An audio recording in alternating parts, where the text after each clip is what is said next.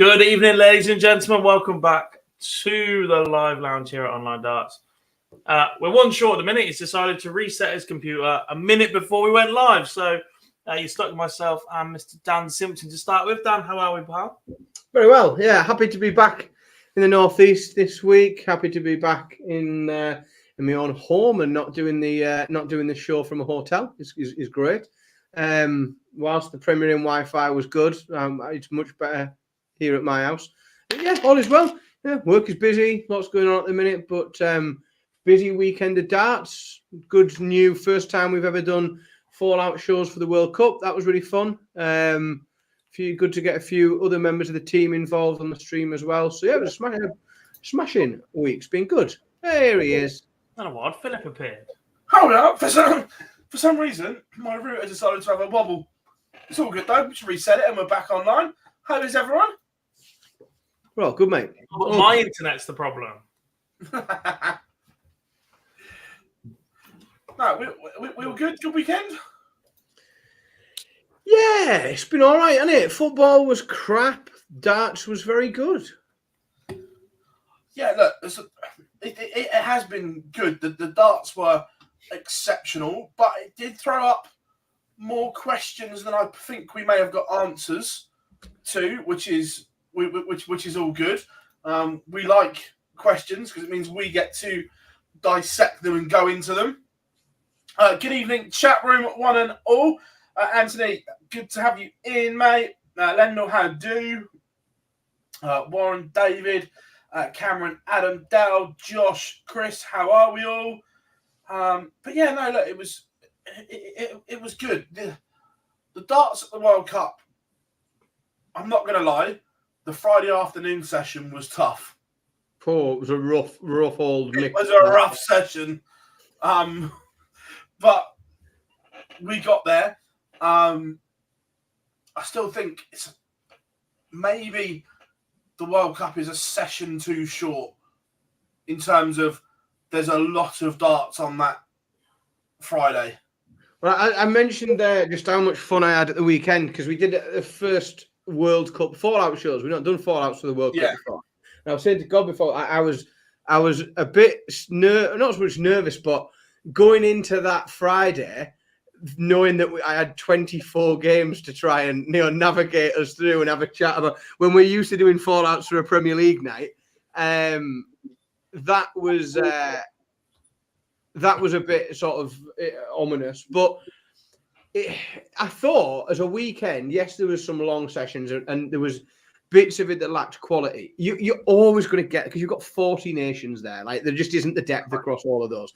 But I thought it offered enough in terms of, because what sometimes the World Cup lacks in high quality darts, it makes up for in entertaining darts, because it doesn't, you don't need everybody to average 106 for the game to be exciting and tense and interesting to watch. And, we saw lots of close games that swung both ways and people falling over the finish line and then cocking up and fluffing their lines and some mismatched darts. And it had a bit of everything, really. I thought it was a good weekend. I quite like the World Cup, and I know some people don't, but it was all right. It was good fun.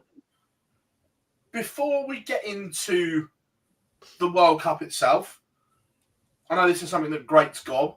Do we need another 8 teams to make it 48 so everyone comes in at the same time? Not 48, it's 40. No, just it. Do we need 48? Oh, yeah. It's already 40. Yes, it's already 40. 100%. 4 teams getting a bye is a joke, especially when one of them withdraws afterwards. It would have changed the seedings completely and probably given us an England-Scotland final instead. It's also, let's be honest, it's a false seeding system as well, because like every other seeding system that we have in this sport and most other sports, it's based on the performance of the players and or team, whereas this isn't. It's based on the performance of one bloke. So there is a case to be made that you could be ranked second and third in the world and seeded second. That doesn't make any sense. Like, it's a strange seeding system. Don't like it. Shouldn't happen. shouldn't get a bye in a World Cup. You just get in and play. Also, as well, I feel that the groups should be 4s and top 2s qualify because I get the open draw, but the way they went at, I take New Zealand, for instance. How New Zealand didn't get to the knockout stages was a crime compared to some of the nations that did because of the strength of their groups. It just throws up too many opportunities. I know we didn't show a lot of it, that you end up with groups on, 2 points, 2 points, 2 points. And the 4 teams is a proper group stage, isn't it? Yeah. Yeah. Chris, I will start your question and we'll come on to that in a little bit because it is relevant as well. Look, I love the switch to pairs, but now we've had 2 years of it. I think there's another couple of tweaks to make it even better. Yeah, 100%. As long as they do keep evolving, I don't think we'll see any changes next year. The way that we spoke about this last year about various other events, Matt Porter basically saying that TV deals are locked in place for another year. Don't expect anything drastic to change. We might be stuck with this for next year, but look, the switch to all pairs has definitely been positive. It gives it another element to this tournament. It makes it that little bit more special. We're seeing more teams come in. Look like we just need more teams to balance these groups out, make sure that everybody's playing from the same round. And if you do that, you can still protect seeds in somewhat because your first seed in Group 1 would then play the winner of the 16th seed in Group 16. Oh, yeah, that is possible, and that probably protects it a bit better than you get in Northern Ireland versus Germany. What were they, 6 and 7? They're both in the top 8, weren't they? Yeah. Josh, you may get Littler. Not guaranteed. He's still got work to do because of Luke and Rob Cross. And do we see a rule change that allows Michael Smith to defend the title? No, absolutely not. We wouldn't see that because I tell you what, not if Luke Littler would be in the team if he did, like if he went back and defended. If Luke Littler is in that top 2, there's absolutely no way the PDC makes that level of commercial balls up by not putting Luke Littler in the team if he's qualified for it, because just the sheer numbers of commercially, it's madness. That rule will come in before they know whether Littler is in or not, because they'll have to make it before the season starts. And the way it is, you won't know whether Luke's there or not. Luke Humphries will be world number 1. There's no question about that. He's so far in front until he starts defending. But do you think it'll be considered?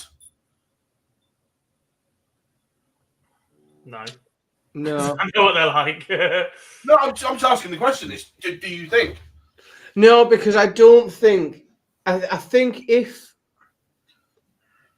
there was somebody who'd won a major, and let's be honest, we've seen players win majors in recent years who we all know aren't commercially viable or aren't considered to be commercially viable, which is why we see them win majors and then not get in the Premier League. If there was a good chance that one of them was going to be hovering around the selection, then I might think that we might end up getting some sort of rule change. But in reality, if you don't get Luke Littler, you'll get Rob Cross more than likely, and I think they consider Rob Cross as commercially viable as Michael Smith. Then it's a commercial decision, really, realistically, isn't it? It's going to be a number 1 seeded team. Yeah. Before we actually talk on the darts, we will bring this up, Big Johnny, because the Sky Audio person dropped an absolute fucking clanger on Saturday night. An absolute fucking clanger. Allowing Michael Van Gerwen and Danny Noppert to walk on to Yellow Klassen's walk-on music. And not only that, is when they got on the stage, you saw Kim Hybrex tell Michael it was Yellow Klassen's as well, as if he didn't know. I think it was a full weekend littered with poor music. That was the most obvious one, but there was a number of very obscure strange music selections among that weekend in that tournament. Very odd. I appreciate that it's difficult because you aren't using anyone's walk-on music and it limits what you can then do, but bit odd. Some of them. Yeah, that was that was an interesting one. Obviously, before a dart was thrown, as well, we touched on it there. Gerwyn Price withdrew due to medical reasons. Oh, did I do that out loud? Everyone's seen the video. Look, that's what was on the press release, so that's what we have to go with. They were the reasons. Yeah. A strange one, because it just knocks everything. When someone withdraws that late, it just knocks everything out. Yeah, it completely balls up the system that's in place, didn't it? Yeah. And to then be seen publicly doing what he was doing over the weekend is a kick in the teeth to Johnny, his partner, who they were defending champs. Is a kick in the teeth to the PDC, who have then either covered for him to say, "Oh yeah, we'll let you out of this one," or whatever, or it just doesn't come across great at all anyway. Yeah, I'd certainly the last one, 100%. It's not a good look. Look, if you're going to do it, just don't put it over social. That's what makes it difficult, because you can. It doesn't have to be the talking point that it's now become, did it? It was always going to be a talking point, especially with the seeding and various other things. But it's now become far more of a talking point because of what went on social media. Yeah. Yeah, 100%. If that doesn't go there, then no one's talking about it. Out is the thing. But look, it is what it is. Going into Dal, I'll start that, and we'll come on to that later on, because I agree with you. I'm not sure how much longer we see him. But the talk around the nations at the World Cup, for a long, long time, we have said that the CDC is the best affiliate tour, and I still think the tour itself is. But are they being... I've got to word this correctly.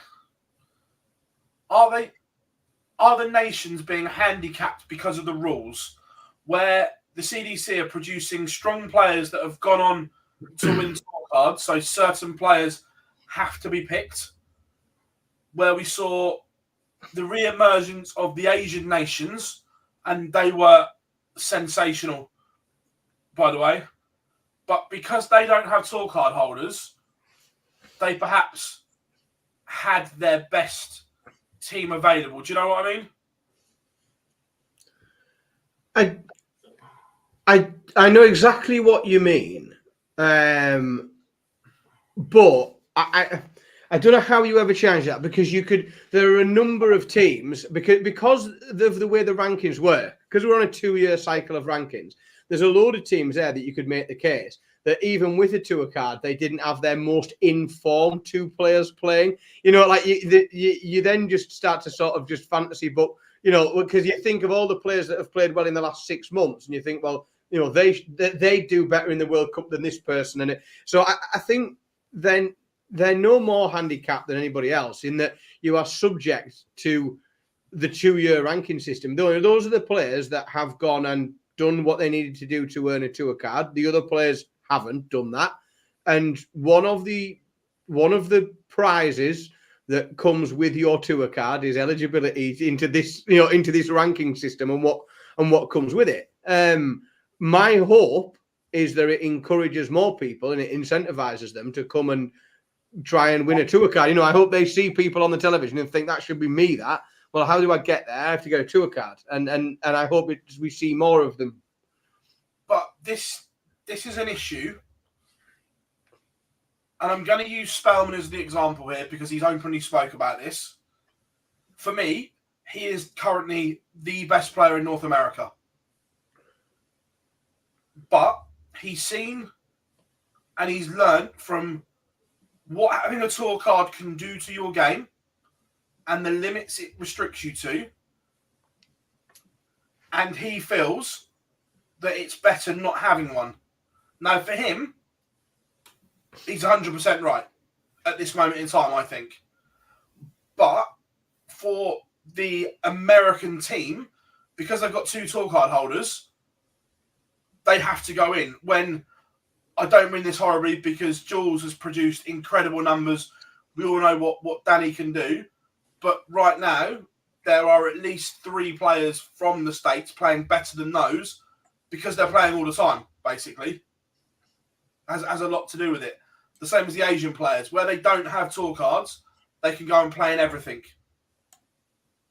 I don't disagree, but I just think that, you know, that there's got to be. We talk a lot about the how difficult it is for the North Americans to commit to having a tour card. Not just the North Americans, by the way. The Asian players are in the same boat. To be honest, everyone that doesn't live in Leicester or Barnsley, like, it's a ball ache to have a tour card, isn't it?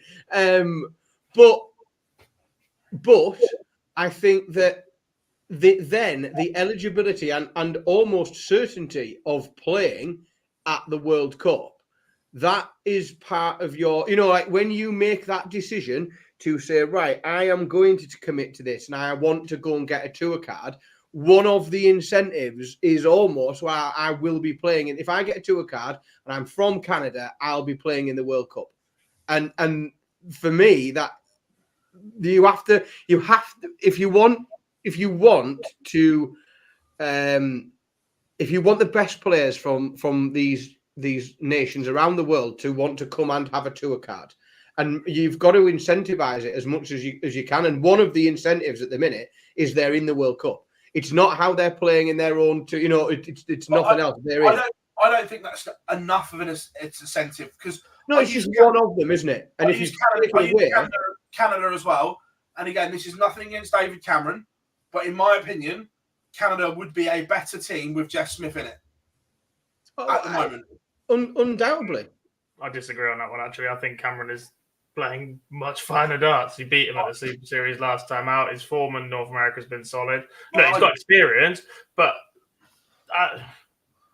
I see what you're trying to say as an overall general point, but you can't have your cake and eat it. You can't say, I'm going to take the best things of the PDC. I'm going to moan that they won't give me a spot here, but I'm not going to go and commit to their tour because I can prat around and do stuff elsewhere.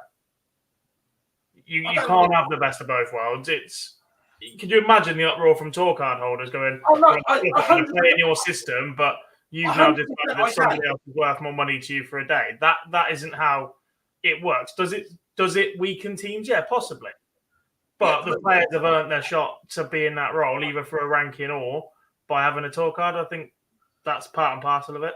Oh, yeah, no, look, 100% I agree with you that the tour card holders, it wouldn't. But what I'm saying is I don't think we are getting the best players representing their nations in the World Cup from areas of the world because of the way it is done. And Adam, I agree with you to a point, but when you listen to Alex, I think halfway through Q School, he realised that he was better off not having a card. And I'm not sure there was maximum effort at the back end of his Q School campaign once he realised that he was potentially better off not having one. But look, it's an interesting one. But certainly the Asian tour back up and running has been incredible because the Asian teams, from the debut of Chinese Taipei, Hong Kong, Japan, Malaysia, incredible to see those nations at the World Cup and playing back like it was in 2019 before the pandemic.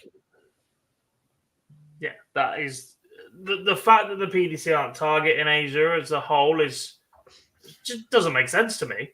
The lack of World Series presence there, the lack of we sent Russ to be an ambassador, that seems to be about it, and they stream the Chinese Premier League. But there is so much talent there. We're seeing it at the World Championships when players come through. We get a glimpse of it at this World Cup. But as long as they keep delivering, the more and more they stick their hand up, the more and more the PDC are going to have to go and tap into this market. The Asian Tour is flying. Yeah, 100%. And Man Not Lung was incredible. The two Chinese Taipei lads, Malaysia, Japan. It was just great to see, which is good. And would I be surprised if we see an Asian event in the World Series next year? Possibly not. Look, we know the criteria. There has to be certain things in place to have one. But would I be surprised? No. Also, I know, Bob, you tweeted about it as well. Ben Robb was incredible with Hope Puhal. Look, it took a wonder shot from Gabriel Clements to stop New Zealand. And again, probably the best showing we've seen from a Kiwi pair at the World Cup. Yeah, I was concerned about them a little. I didn't think that Puhal's pace would sit nicely with Ben Robb. He's more of a free-flowing rhythm player, but they played really nicely. Shame they didn't get through, really. Yeah. It was unbelievably tight. Like, they looked for all the world like they were going through, didn't they? And it was an absolute monster finish from Clemens. Yeah. Lendo, I mean a proper Asian World Series event. Behave. Not a money one, a proper one. But from those group stages, who was your biggest disappointment? I mean, as silly as it sounds, because, I mean, if you take out the fact that we've already discussed the United States and Canada, because they both underwhelmed.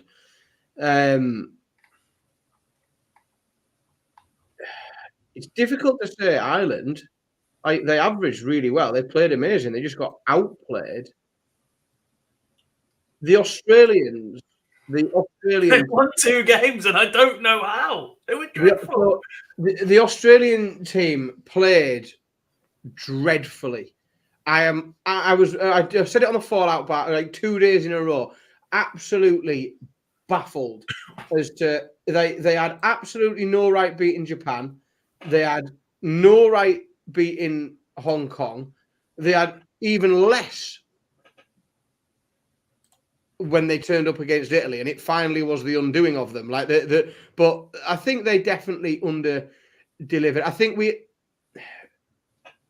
we just expected more from them as former winners, and knowing certainly that the A game that they've both got, it was underwhelming.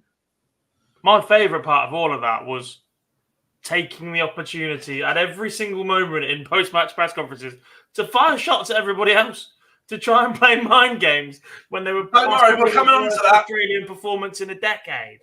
We've got clips, and we're coming on to the body shots. Don't worry, because there was loads of them. I found the interview. I was getting confused when I was doing the fallouts, because I was putting the interviews in, waiting for like the Australians reacting to their victory, and they just seem to be talking about something completely different. Like, not they seem to discuss anything that wasn't the game they'd just had. I mean, perhaps because they in no way, like the rest of us, wanted to relive it because it was crap, and they just talked about other things instead. But I do think if I was to pick a team and say, who was I most disappointed in? Probably them, simply because we know that their ceiling is so high, and although they did win 2 games, it was a crap watch, and they didn't play very well. Yeah, no, Australia was there. New Zealand and Canada. Not New Zealand. America and Canada, for me, were disappointing. Just because of the talent that was there. They're probably the biggest ones for me. There was a lot of one player nations as well, where they had one good player and a wingman. The other one, they didn't have a goose to go with Maverick.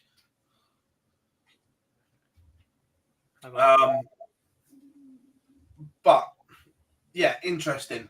Going into the knockout stages, once we'd seen who was there, I think England's price went even shorter before they'd even played a game, which said a lot. Yeah, they were just too strong. They were just on paper.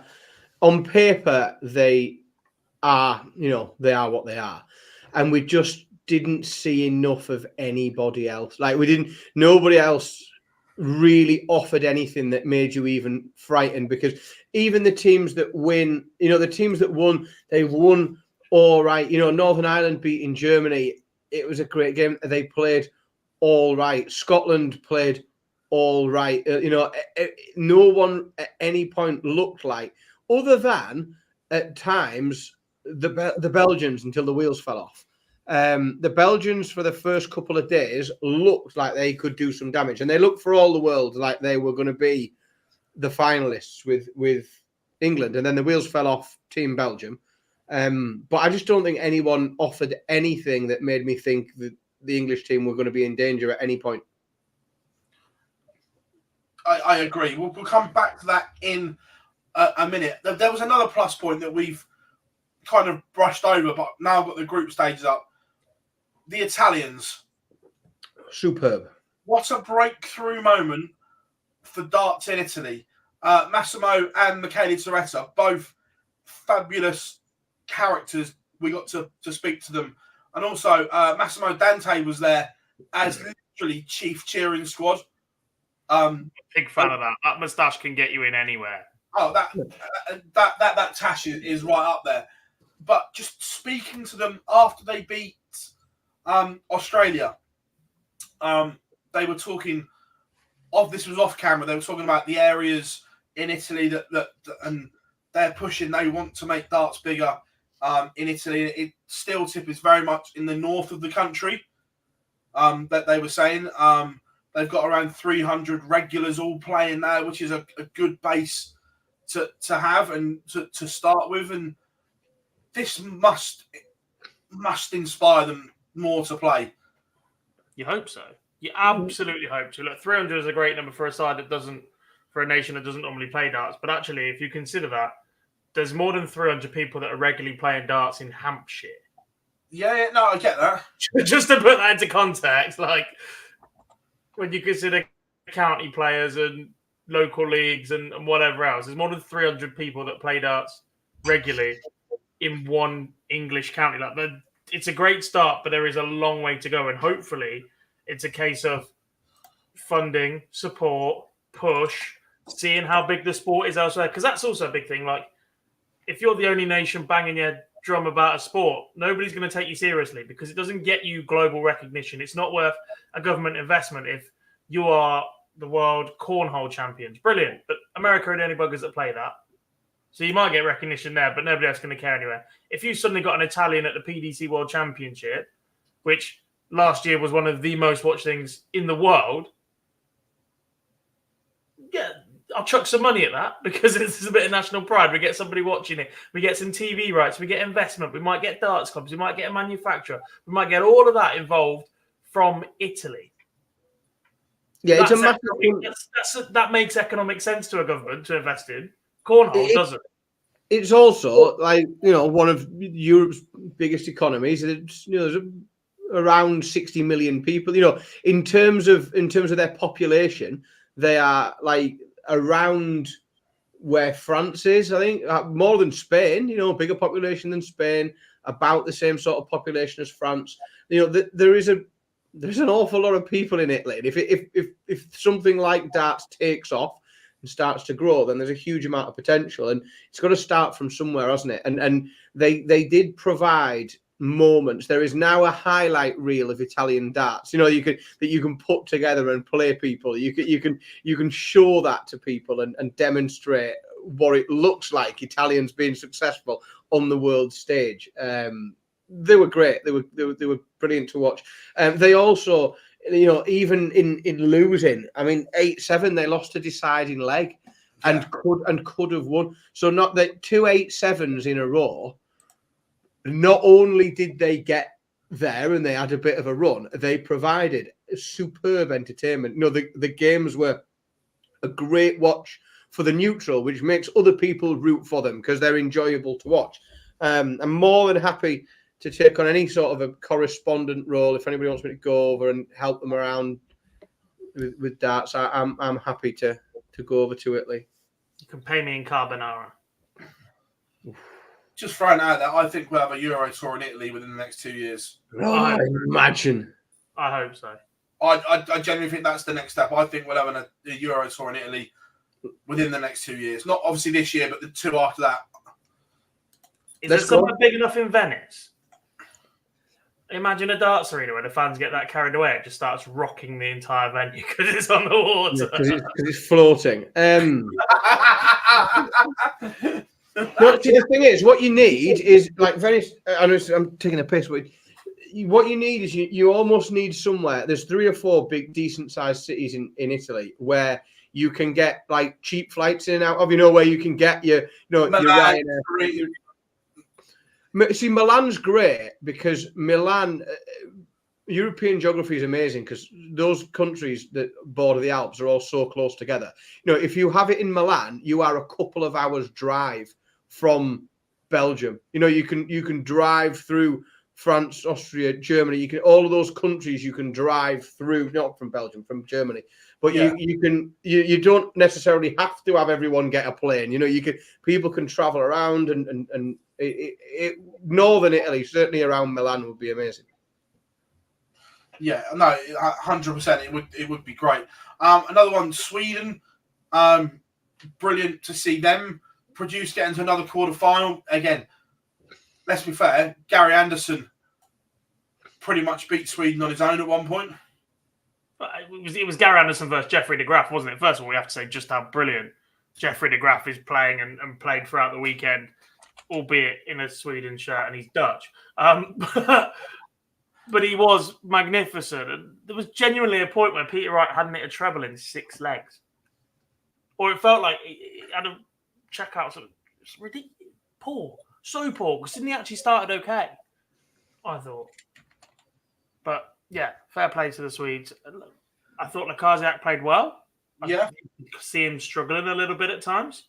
I was going to say, for me, there are issues that I don't like to openly label it, but at times I didn't think the first start was going to go.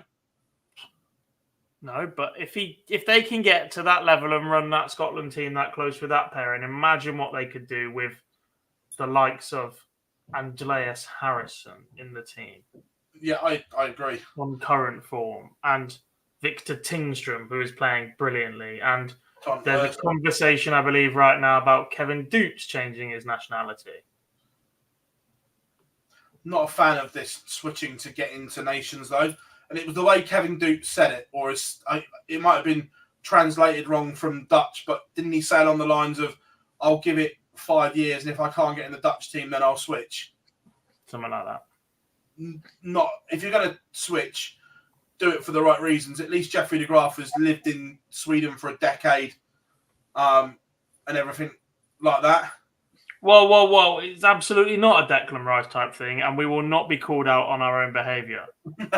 It is terrible when other teams and nations do it.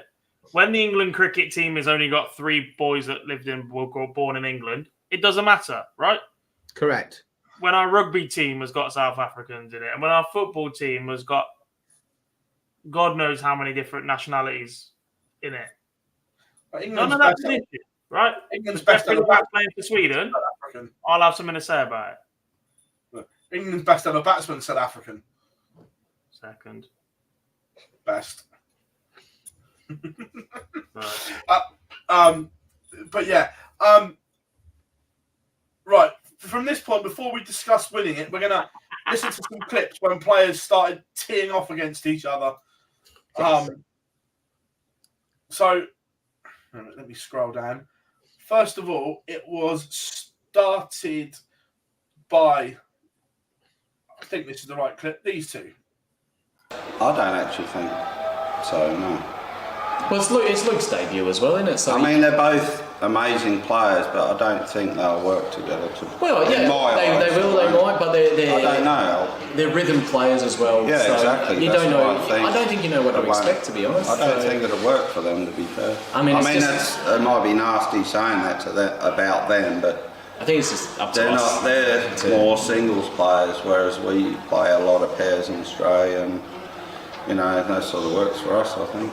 Yeah, I don't know how I got through things. Who cares? Yeah, I don't know. We'll just take one team one at a time. That's it. That's the way I look at it. Yeah, and that's it. And we're going to play as a team, and we'll just keep doing what we've been doing stuff, you know. So there was pot shot number 1 at the English. This one was more tongue in cheek, but it set the tone for the next day as well when Peter grabbed the microphone. Smith, but are you here to cause an upset and stop about it? the football, isn't it? It's always about England and that, and it never comes good. So why worry about it? They always go home, don't they? And that's a bit of banter, by the way, before we talk about right. Listen, talk away. Like I say, be the underdogs and that, and just play darts. Yeah, see what happens. Just here to play darts. I love that line. Get on a t-shirt.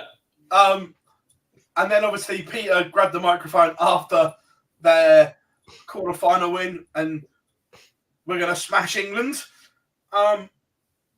Led to, and I wasn't expecting this, I'm not going to lie, in the final, and I wasn't expecting this rant, and it's brilliant, from Michael Smith. I think it's weird, isn't it? Because like you said before in the last interview, he's never celebrated so much someone else hitting a double.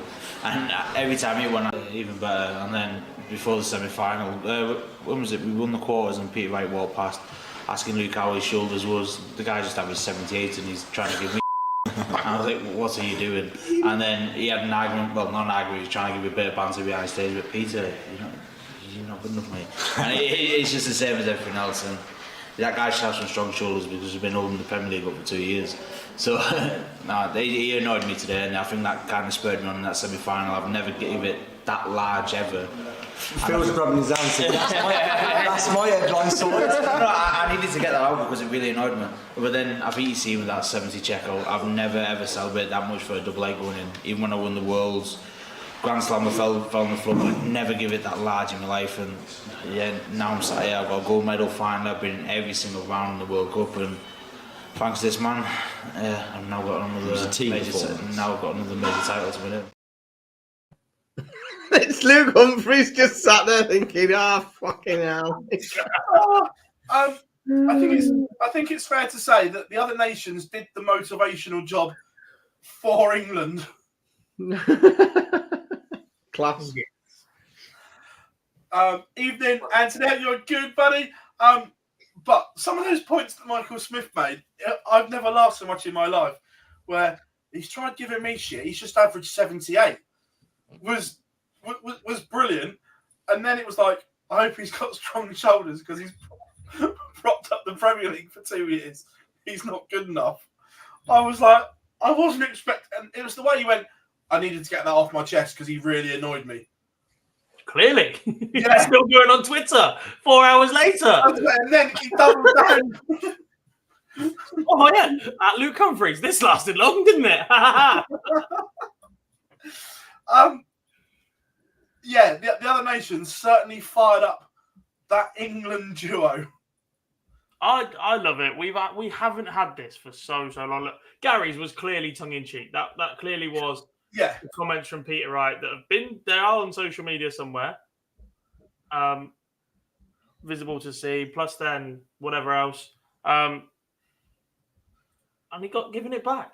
And it's about time. The mind games aren't going to work on guys that have outplayed you for 2 and a bit years now. Well, it was the manner they bit back as well, where it was like, right, you're having it. And it was you're having everything here, and got both barrels. Yeah, it wasn't a dig at his performance in that match or in the World Cup. It was a like everything that people have been saying on dark corners of Twitter and in chat rooms all over the place about selection for the Premier League and this, that, and the other. He just thought he'd just give it some.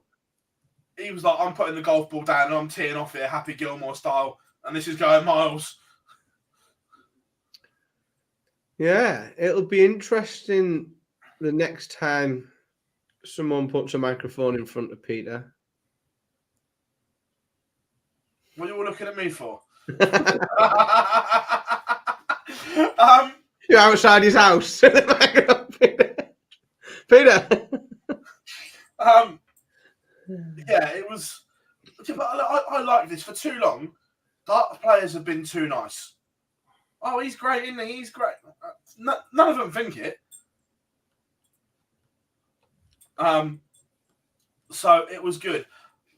Going into the tournament, we also got that you had questions around Gary Anderson not throwing a competitive dart for 6 weeks. It's sick, isn't it? That he can just rock up and do that after not throwing. That I'm sure he had an hour at home or something, but not throwing a competitive dart for 6 weeks and then do that, it makes me sick. Yeah, there's a parent of a certain someone else in the chat room as well who does exactly the same thing. Absolutely criminal. Yeah, look, it was right to question where Gary's game is, because he is one that isn't the biggest practicer, despite the return to form this year. It's not as if he's been sat home hammering the board for 6 weeks. There's absolutely no way we know that. He has put extra work in at the start of this year. It was paying off. We thought this gap might be a bit of a regress. Yeah, he still looked sharp. He finished really nicely. He scored well. And under that much pressure to carry Peter as well, when there's a threat of an upset against the Swedes, you've got De Graaf absolutely firing on all cylinders against them. I thought he played well.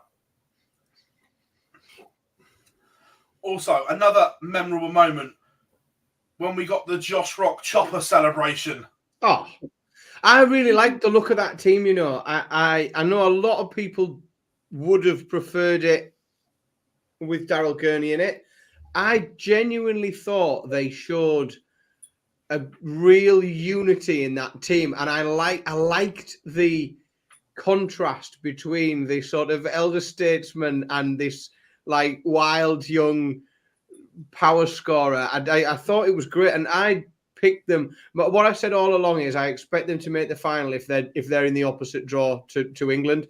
And for me, they just ran into England too early, and I still feel that if England were always going to be the ones to beat them, but I think perhaps England might have been the only team that would have beaten them. Thought they looked great. Yeah, look, Josh Rock is a massive player going into the match play, which we'll come on to in a minute, as well. And Gob, and where is it? He agrees. It makes him sick as well. Yep. Little shit. Yeah, but look, let's talk about England, because they were both in spells magnificent. In the final, Luke Humphries was just ridiculous with what he did. But kudos to both Michael Smith and Luke Humphries winning the World Cup. And this could be the catalyst for Michael Smith, because he needs a big back end of the year, and this could be the kickstart he needs. It could be. I don't think he was terrible in the Premier League. I think he was okay, but the problem that Michael Smith is going to have is that he's defending an awful lot of money, and he's got to go and do that against two of the game's potentially all-time great talents if they carry on the trajectory they're on right now. Luke Humphries looks magnificent once again. His treble, his ton plus finishing this weekend was ridiculous. They played this perfectly, by the way. The second player gets more shots at ton plus outs, and Luke Humphries was in that role. Michael Smith's asset is scoring. Do I think Luke Humphries can match Michael Smith in the scoring department? Absolutely. Do I think Luke Humphries is a better combination finisher? Absolutely. They absolutely nailed their tactics. Michael Smith leading off, get your darts in, get me a ton off, bang, we're away. Every single time. They nailed it. You touched on that. Did Scotland get it wrong? When Peter struggles, yes. Yeah. The difficulty with Team Scotland is that nobody, arguably both each other, knew like which team Scotland was turning up this week. Like nobody, and let's be honest, they could have both turned up and averaged 105. And it wouldn't be like major news. We go, oh, yeah, they're both at it this weekend. By the same token, they could have both absolutely stunk the place out. And again, it's still not going to be headline news if that. I think they're very difficult to predict at the moment. And you got sort of one of them on it for lumps of it, and it wasn't quite enough. Very unpredictable though. Yeah, Chris, I'll start that and we'll come on to it later on in the show. Yeah, but look, overall, the World Cup, another success, boys? Yeah, I thought so. It's good. Good event. It would have been nice, as much as, as an Englishman, I like to see England win. It would have been nice if the tournament had felt more competitive at the higher level. Like I didn't feel, whilst I think we had a great tournament, some brilliant darts to watch, lots of emerging nations playing very well, at no point before, during, or after did I think any other team was within a country mile of England's chances of winning. And that does erode the tournament a little bit for me. We saw one side at that level, but they got hammered 8-2 playing at that level. We've barely even touched on the Dutch. Like, to average 100 and be hammered 8-2 in a pairs game is ridiculous. Back-to-back years that Belgium, as the 5th seed, have been drawn against the Netherlands as the 3rd seed in the knockout round and beaten them. Ridiculous. Don't worry, we'll come on to the Belgians in a minute. We haven't quite 3v5 in the last 16. How does that work? But yeah, it's just...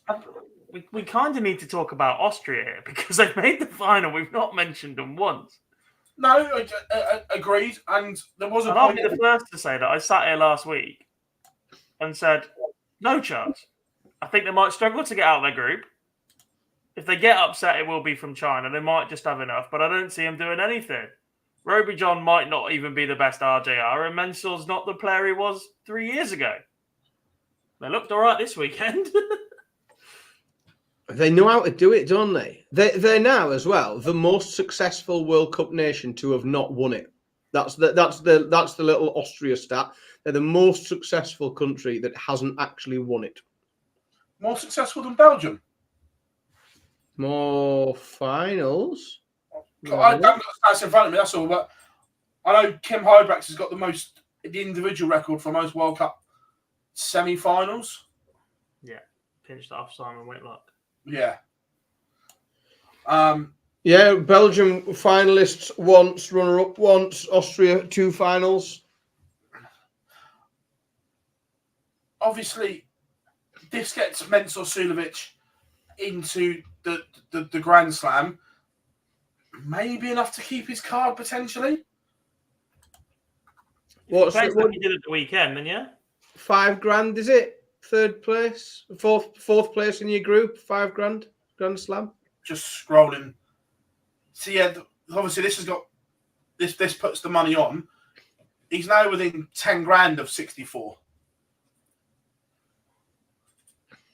Are the Grand Slam money's not on though, is it? Even on that, if you look, all the Grand Slams were 0 when I had a look. Well, if it hasn't got the Grand Slam money on, then it's even closer. Yeah. When I had a quick look on the rankings, if you look on the like the tour card race, it itemizes like the money that's in there for the Grand Prix and the European Championship. For some reason, the Grand Slam they're still all zeros, so there's a minimum of $5,000 to go on. So yeah, he's now within striking distance. Yeah, and that, don't forget, is if he finishes last. That's if he finishes dead last in his group.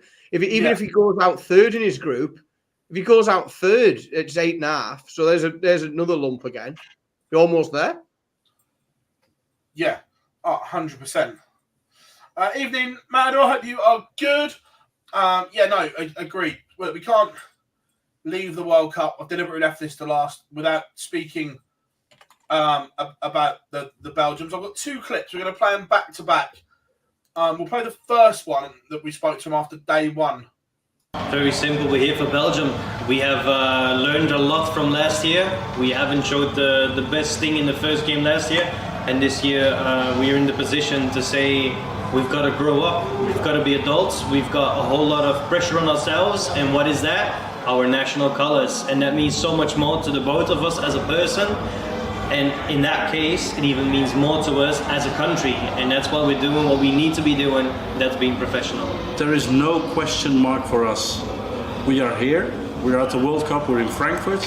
I have to play with him, he has to play with me. Whether we like it or not, there's no question mark. We are here to win it, we are here to go all the way. Yeah. I'm not saying we will win it or we are favorites. But we want to. But we've got one goal, and I have to do it with him, and he has to do it with me. And the only question marks is from the media. Yeah.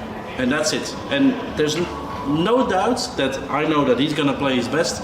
I'm going to do my best. Yeah. And we can lose when he plays bad or when I play bad. And then it's going to be all gigantic again. But now we are here for Belgium. Yeah. I want to win it. He wants to win it. We are not here for fun, or we are not here to make friends with other ones. No.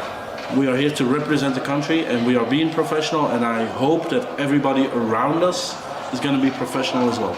Predict the bubble that we're in. At the minute we're in a good position. We've got our first win, and we just want to continue from that. We're on a good wave, and that wave in our eyes hasn't finished yet, and we want the crowd and the fans to join us on that wave. It's a bit of a statement, like stop, like I read media a lot as well.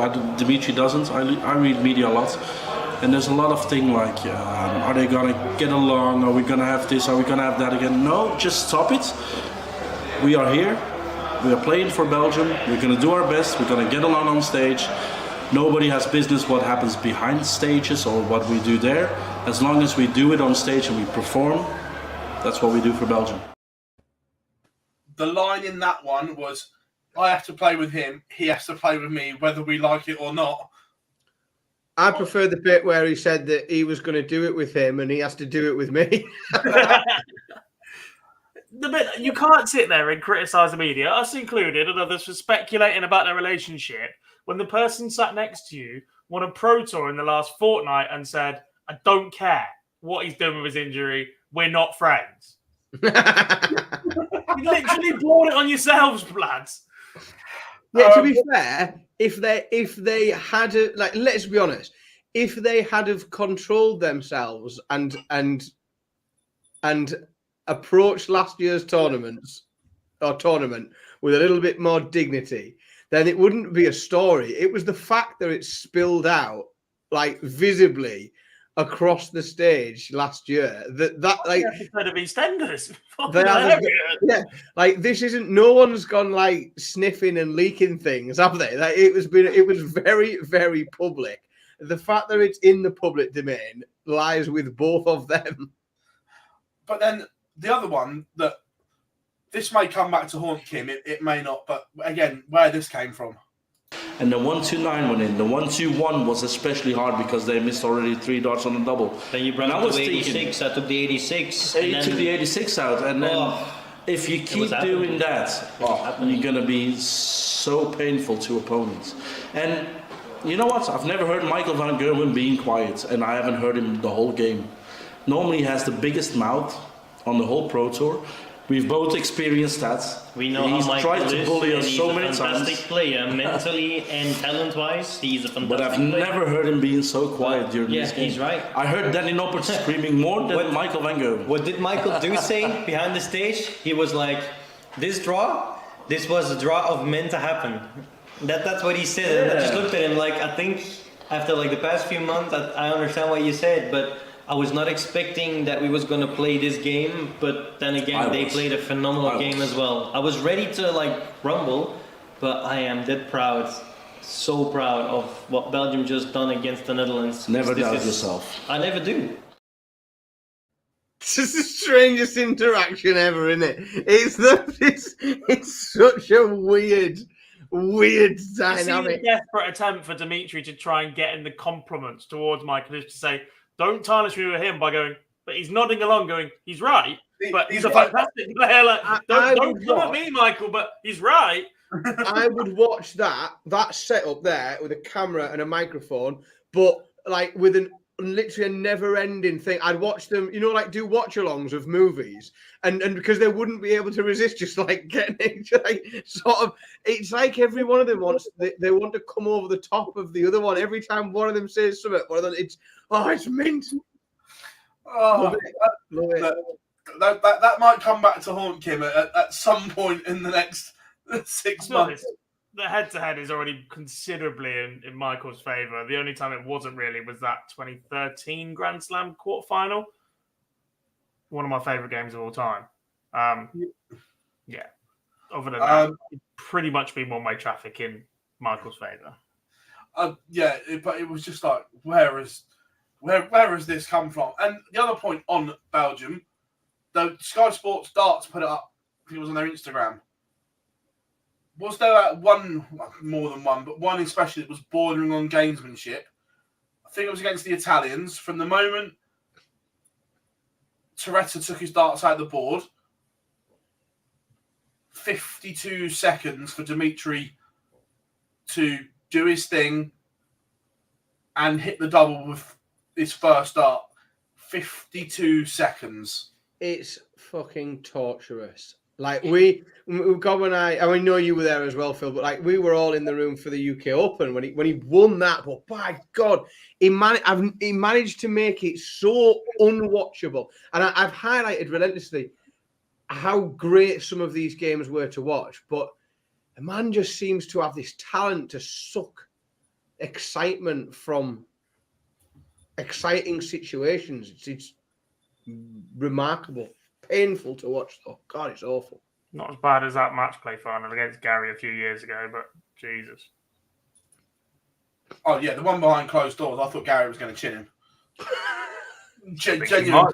Still think he might. But yeah, 52 seconds. That I understand settling in, but that's just ridiculous. It's no good for anyone. It's no, I assume it's no good even for your partner if you're playing doubles. I mean, he probably doesn't give two shits what is or isn't good for Kim Ivories, but like, it's not good. Like, it's not good for anyone on stage, is it? Like, it's certainly not good for the viewing public. Good God. But it was when he hit it and then turned around and gave it the ears to the crowd. I'm like, come on now. Yeah, God, it's difficult enough for the crowd to watch, let alone when you start like interacting with them at the same time. Fucking hell. Yeah. Tough watch. Yeah, absolutely. Just before we go on the World Cup, I thought Duzza was brilliant for Sky, doing the Envision stuff as well. Obviously, Wayne wasn't there, so it was Duzza that stepped in to do the Envision stuff with Dan, Webby, and Party. I thought Duzza was really good. He does a great job. Yeah, for me, it's a Teesside accent on the telly, so I'm all for it. I think like the more that us Teessiders are represented, the better. But he does a fantastic job, and I think it's it's no surprise why these opportunities continue to present themselves for him, because he's very good at it and he's growing into it really well. Yeah, he's growing into the role really well. Tomorrow, last chance saloon. We have 2 Players' Championships left to get to Blackpool, gents. How excited are we for this? I'm excited for Blackpool, believe you me. Yeah, I'm not sure I'm that keen on the next 2 days. There's like 4 or 5 players there's a competition between, isn't it? And even then, it's quite a big gap. It's 500 quid. They still got in contention. Like, the Wade race is interesting, and Gilding, can he cling on? But actually, it'll get interesting is when we see the draw tomorrow. That's when it will become interesting, because you'll start to realise who needs to do what, because depending on how they're drawn and who's where, it takes an early exit from a Gilding or a Dukes, and things do get interesting, and we'll start to see a bit of movement. I think we'll see people moving in and out of that green spot over the course of the 2 days. But having a look through the list of names that are confirmed, and I appreciate there's still time for people to, not turn up, but there's not a lot of free passes in there. All the big guns are there, like everybody's there, and we did think, I think we talked the other week about how it's likely to be, one of the best attended Pro Tour events of the year as people look to just play their way into a bit of form coming into the match play. But some of these guys could very well find themselves desperate for money, but meeting a top player early doors. There is, but there is also one name that I can't believe he's not going. And I think him missing this is a massive mistake. And I'm going to say it now. I don't think he can win the match play because of this. Is MVG not there? I think it's a huge own goal. Massive. He's not playing. Been on and off with the World Series. Look, played all right over the weekend, but that was pairs with someone that we know he's not got the greatest relationship with. Like, get out there and play. Get yourself ready. Yeah, but that's the thing. It's not like he had a weekend full of darts, did he? Because he was a seed. He was already out before he picked his darts up. Yeah, he was a seed. He played once, and that was it. He was home. Yeah, I think it's a huge own goal. I really do. But going back to the race, right, Cal? Hope you are good. Is he winding down? He says no. He says that drive and that desire is still there, but proof's in the pudding. Only he can put this right. No one else can. It does confuse me when he acknowledges that there are things that need to be put right. We know that there are issues with his throw that he's working on. I think it answers all the questions that I need answering for the time being about where his hunger is when he doesn't take that opportunity to play the next 2 days this close to the match play, knowing that he's going to go into the match play with that up. And I just think it's a very strange decision, very odd. Yeah, especially the fact he's gone on holiday as well. Yeah, not the brightest. Look, he said it on Viaplay, so it's common knowledge. It's out there. The fact he's gone away, and look, I get rest and recuperation, okay, but when you're not at the top of your game and there are issues, I think it's a mistake. Yeah, I mean, he's not the one bringing the excitement over the next few days, is it? The excitement is all around that qualification spot, but it's very strange. It's very odd. I guess look, there is a logic that actually this might do him the world of good by not going to play more darts and using it as a warm-up, or because then all the thoughts are on the technical aspect of it. If he's not there to win, he's there to go, right, I want to make sure that this is right, this is right, this is right. There's a warning in the downfall of Glenn Durrant that if you're chasing technical aspects constantly, then you can overdo it and do yourself more damage. So look, maybe there is method to the madness. But if I was him, I would be playing 100%. Interesting to see Rob Cross missing as well, by the way. I'm not surprised about that one because he's played an awful lot of darts. I'm not too concerned about that. He's also not struggling for form, is he? He's not brilliant, but that's what I mean. I just keep your arm in, isn't it? Yeah, but if he's feeling it, it's not like he's not going to pick a dart up, is he? I think he'll. Yeah.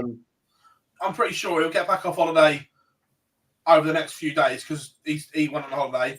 I'm pretty sure he'll do that and he'll have a couple of massive sessions with Scott Williams because they live really, really close. So, Rob, I'm not too concerned about it. But going back to the race,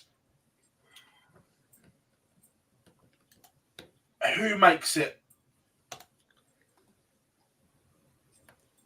In the 4 years that I've been part of this team, have you ever known me not to pick the Northeast-based player? No, so you're going Cal makes it. I'm going two from outside as well, because I can't see a scenario where that £500. James Wade has done this too many times. He knows how to do this too well, and I think Gilding's been way off the pace for a long time, and Duke's has been up and down, but if he goes out early, all bets are off. Yeah. Callum Ridge does it for the Northeast, and James Wade gets in. I was just looking at it. Even if Rob Grundy goes back to back, sorry mate, he can't make it. I checked that one. I already checked that. because if it was mathematically possible, it'd have been Ridge and Grundy.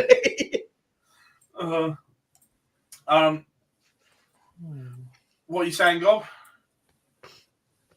I don't think Dirk's anywhere near.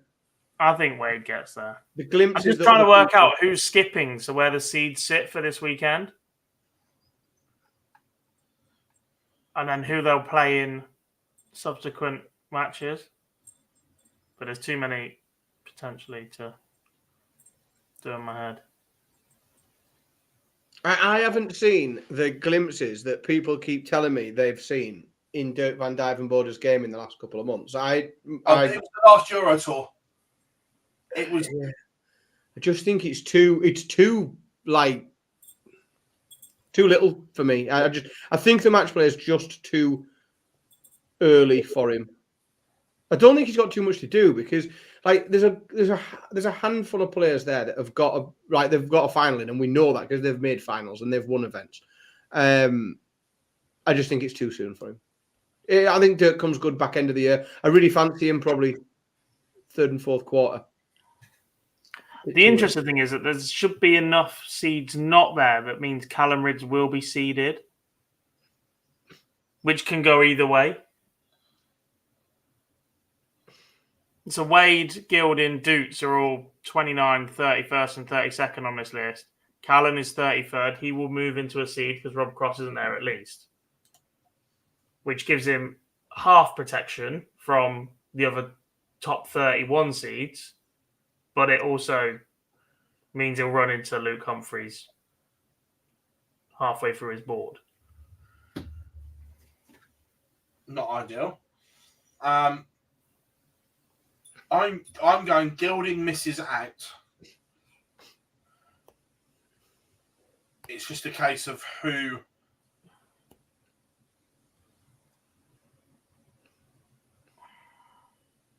I'm going Dukes misses out. I'm going Wade and Dirk. Let's be honest. Everybody wants to see people coming from outside the green because it's more exciting, isn't it? It's better to watch. Yeah. It makes the next 2 days a bit more exciting. And it does stoke the fuel a little bit. Like, we're excited for Blackpool anyway, my annual trip, but just gets it started, doesn't it? These pro tours are like the start. It's almost like the start of the match play. It's like we're having a little qualification event beforehand. And is a certain Welshman going to late withdraw? I don't know. Because that changes things massively. Because at the minute, it's Cross and Van Gerwen that are missing from the seeds, by the looks of it, the live Pro Tour Order of Merit, which would actually move everybody up sufficiently that, as we're saying, Callan is the one just outside the minute. He'd move up to play Chisnell, not Humphreys, because he'd sneak up to 31. But then that changes to Nopper if there's another one missing. Yeah. Yeah, the honest answer is I don't know if he's going to play or not.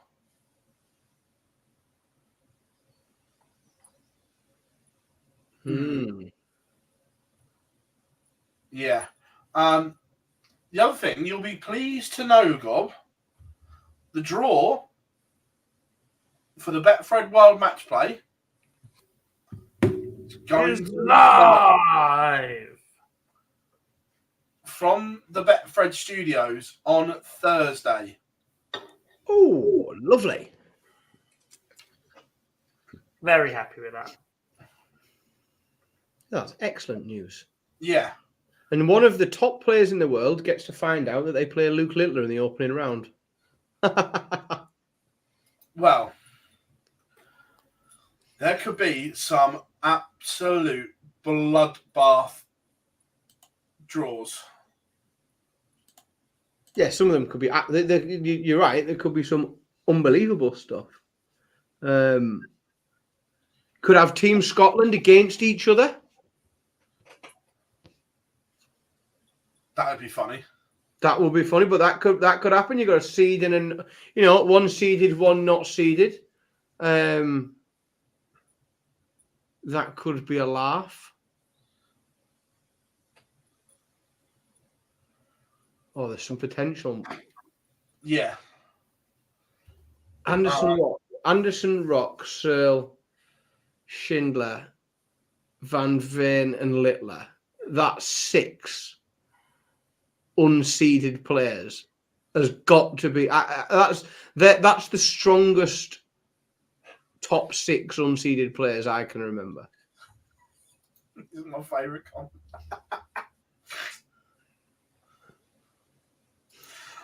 He will be if he gets to play Peter Wright in the opening round. He'll be pissing himself. Yeah. Not on. It's going to be on the Betfred socials. I live on their socials from their studio, Chris. I believe somewhere around 12-ish. So look, it's close now, don't you? The fact that we know the draw, excuse me, is coming. That we'll know the lineup in 2 days' time. I can't wait. Look, it's going to be mint, isn't it? I do love it. It's my favourite little darts trip every year. I'm lucky enough to get to make lots of trips to the darts, but there is just something quite special about the match play in the Winter Gardens. It's mint. Yeah, 100%. Also, at the weekend, I didn't see any of it, but I saw it all on socials. It looked like another great weekend for the ADC boys. The venue looks ridiculously good. I've seen a couple of TikToks of tours around it as well. The setup looks like one of the best for a fixed permanent venue. It looked fantastic. I know some of the boards are slightly different than other dividers, but honestly, the venue looked that good. I'd consider putting every single Pro Tour there. Yeah, it looks classed, doesn't it? Looks really good. Yeah. The standard looked great. We know now there is an ADC end of season finale. I'm speaking to Scott Hunt. We're going to try and get him on the show in the next couple of weeks as well to go through it. But really encouraging signs right now for the ADC that they are getting an awful lot right at the moment. It's going very well, isn't it? And look, we've been asking for a payoff for the end of the season, for something to play towards, something that makes all the travelling worth it. All right, you can get a shot at the Super Series, etc. But a payoff of, right, you don't get a shot for $3,000 in a week or whatever the prize money may be at the moment. Now you get a shot to go in and you get a chance to go and be a global champion, all right, not world champion, because then they hide around some legal logistics and whatever, and there's too many world champions. But to have a payoff, to be right at the top at the very end, it's certainly worth that payoff. Now, I think they're doing the right thing. Look, there are a lot. The ADC is very UK based right now. We do have an ADC Europe, etc. There is an ADC Oceania. They're doing the right thing by attracting people in with lots of different qualifiers. You can qualify through various ranking lists in the UK at the minute already, but they're doing the right thing by having an Eastern Europe qualifier and an Asia qualifier and a North America qualifier or whatever the list may be to try and attract people to this model. And that'll be the way for the next couple of years. And then there has to be a progression that if you haven't bought into the ADC system, then we'll put other places to come into play in this system. But initially, you've got to try and get people's eyes on the ADC. And I think that's the right way to do it. And look, there were some big name winners as well. Darryl Pilgrim obviously stood out as one of them. That the best outside the 128 are now going to these ADC events. And why wouldn't you? You know, like it makes complete sense, doesn't it? Especially when they are being run the way they are and the setup is what it is. It's a no-brainer, isn't it? Yeah.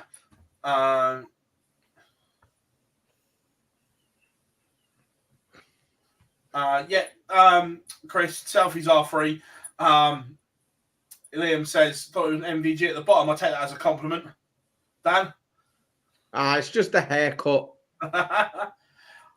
To be fair, Johnny, I actually don't mind Darts Atlas once you know what you're doing with it. But the problem is you can't have everything on Dart Connect, is the thing.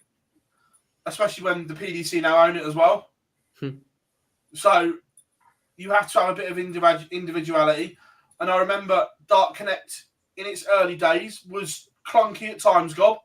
It wasn't the smooth, slick software that we have now. It'll take time.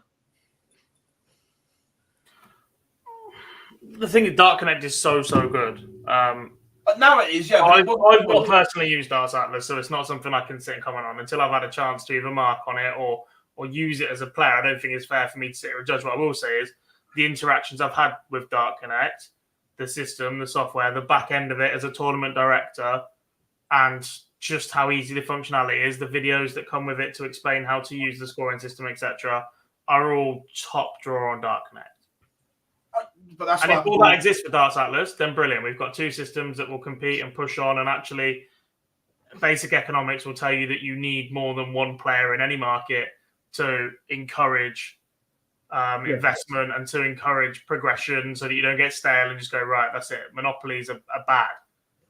So we do need competition in that area, but it's going to take some doing to usurp just how good Dart Connect is. Well, especially now they've got PDC resources as well. PDC resources, they've built their servers up and up and up. You can get your notifications, etc. Like, yeah. The next thing is, instead of it being email notifications, it needs to be push notifications on an app that you have on your phone to watch a game. And that's perfect. And it takes you straight to the real person playing. Also, with the ADC, we've obviously got the WADC as well, the women's version. And again, another fabulous turnout for the women. Lisa Ashton looking good, but some injury concerns ahead of the women's world match play as well. Both Lisa and Fallon suffering with broken toe at the moment, which was interesting at the weekend. They're going to have to throw the darts with their hands then, aren't they? Let's tie themselves together like the three-legged race at sports. They've got enough toes left that are decent on the two that are tied together to be able to walk in a straight line. Never did I think I would hear Fallon Sherrick and David Hay making the same excuses going into a sporting event. It's a bit different, obviously, because if you stand front on and pressure on your toes, which Lisa and Fallon both do, it's going to be painful. Throw left-handed. Chris, the official reason given was she had a pre-booked holiday. Lunacy. Again, I find that staggering that I would class Aileen as certainly a full-time semi-professional, if she doesn't want to be called a pro player. To book a holiday when you know the dates of the Women's World Match Play, I find slightly unprofessional. Bonkers is what I'd go with. Yeah.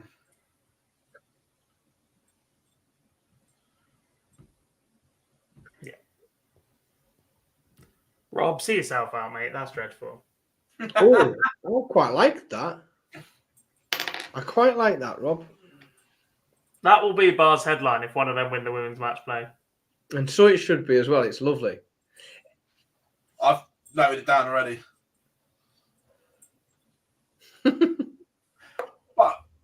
the women's world match play last year, it was almost a certainty that Bo was going to win. This year, Bo will still go in rightfully favourite, but there is a genuine case that 5 could win it. Would that be fair? Or 6? 1, 2, 3, 4.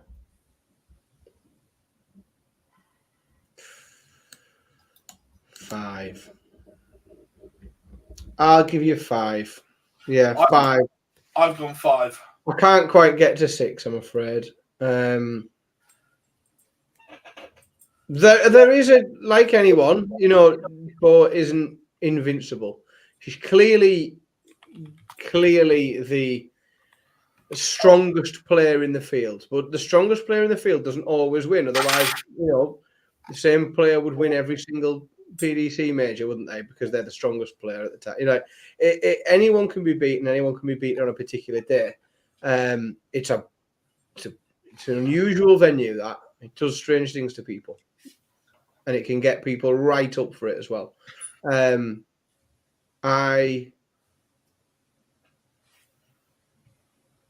think 5 is one of them. Be interesting to see how the crowd respond to some of it. Again, it's a funny place. I might stick. When is it? Sunday afternoon or Saturday afternoon? Sunday afternoon. I might stop for that. I'm there. I'm definitely there Friday night and Saturday night. But the Sunday afternoon, I'm already there, Anna. I'll be like waking up in my hotel, so I might stop for it in the afternoon. I assume there'll still be tickets for that. Yeah, although it has sold well. Yeah, there are still tickets there, but they've sold more than they did last year, again, which is another positive step. But like we say, Bo was huge favourite to win the Modus Women's Week, and Rianne took that honour. Yeah, absolutely. She's definitely she can be got at. Like, she can be beaten. She's not invincible at all. She will start rightly favourite. You know, not as heavy favourite as last year, because there is I think the field is stronger this year than it was last year. Yeah, 100%. And that goes on to Bob's point there. Next year, I'd like to see an expanded field. Definitely. I don't know how you'd fit that into the schedule, but I definitely agree. I think it needs to be expanded. I would perhaps do it. The difficulty is the travel, but you could potentially split it up over the 2 weekends. You know, Saturday afternoon as well. Yeah, that'd work. There's no Saturday afternoon session, is there? No. That's normally my hangover recovery day. So you could have a session on the 2 sessions, Saturday afternoon and Sunday afternoon. Yeah, that's what they should do. 2 days in a row and expand it. It definitely should be expanded. Yeah. Chris, I don't know the precise timings, but if, and I say if in brackets, if Southgate manages to bore his way to the final, the session times will be changed so it doesn't clash. I still think they're working on the finer details, but it's not going to clash, which is good news. It also won't be a consideration, but yeah, sound. Yeah, agreed on all fronts. So yeah, they are aware of it, and it. I'll tell you that, John. That's a good point. I agree. Certainly a longer format for the semi-finals and final, because best of sevens is short. But for this year, if you take 2 afternoons, you could do that in the later stages, because you could play short format games on the Saturday afternoon and lots more of them, allowing you to play less longer form games on the Sunday. Yeah, I don't disagree. I think that could work, which would be good. Definitely. If Bo doesn't win, out of the other 4, who causes the upset?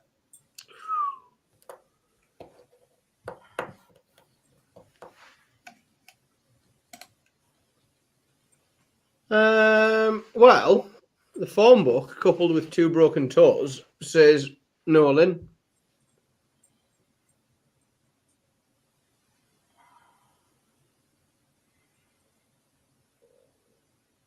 But I think it's a bit of a lottery if Bo goes early.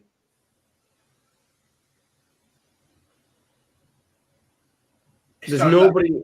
Bo's been so dominant for such a long period of time that it hasn't really allowed anyone else to break out of the pack. Even when you look at the rankings, that they're all quite tight. Granted, Fallon obviously sits in second place, but it all depends on that injury and if it's going to affect their game. And the Fallon, without a doubt, has the most experience and I don't mean this because it's obviously Lisa Ashton has the most experience, but of dealing with that type of situation that the Winter Gardens will present itself. And I also think there could be the crowd could get involved in this one quite a lot, depending on what happens and who ends up playing who. It's a good question from Matador here.